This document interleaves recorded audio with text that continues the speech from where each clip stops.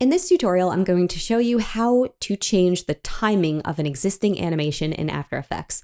So what do I mean by that? Well, in this animation, I have keyframes on each of the layers, and I don't want to change those keyframes exactly. I just want to change the length of time the animation plays. So I need to change the spacing between the keyframes and keep it uniform.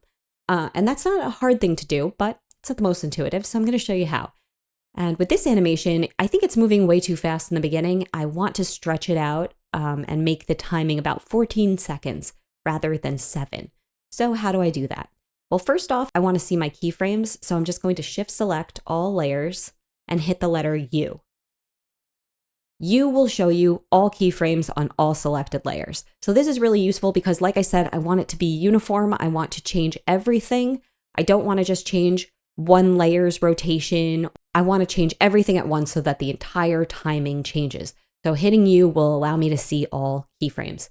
Now, if you just want to change the timing on one thing, then you would select only those relevant keyframes. But in this case, and many cases when you want to extend or compress timing, you'll want to see everything at once so you don't mess it up. So now we see everything, but my composition is limited to about 7 seconds here. So I need to change my composition timing also.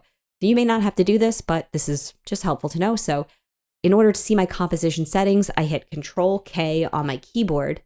And if you don't like that keyboard shortcut, you can always just hover over your composition, right click, and go to Composition Settings. And here you'll see duration. I'm going to just change that to 14. And good. Okay, and now I have this little tiny slider here. If I slide that out, I can see the rest of my timeline now. And I'm going to select all of these layers again and stretch them out. They are PNGs, so they can go on for infinity. So that's just good to know. And I'm going to select all my keys. So just box select them all. Make sure you've got all of them. If you're missing any, it could mess things up. So now we have them all. All we have to do is hold down Alt or Option on your keyboard.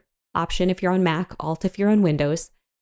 And then grab one of these last keys. Any of them will work. And pull out. And look at that. They are uniformly spacing to cover more of the timeline. And now if I play my animation, it's a little bit slower in the beginning, but it's still faster than it is at the end, just like I wanted.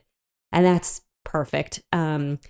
You can also do the opposite. So if I wanted to condense the animation, I could just grab the end of the timeline, hold down Option or Alt, and there it goes. It's uniform, but it's faster. So I want to actually keep it at that longer length, and that's perfect. So this is it. I hope this helped. If you find any issues, just check and make sure you have all the keyframes selected. Make sure you're holding down Alt when you're pulling them out. And I hope that this helped. If you found it useful, please give me a like and check out my playlist in After Effects for more like this. Thanks. If you want to support me and see what I've been working on, check out my Explainer video channel.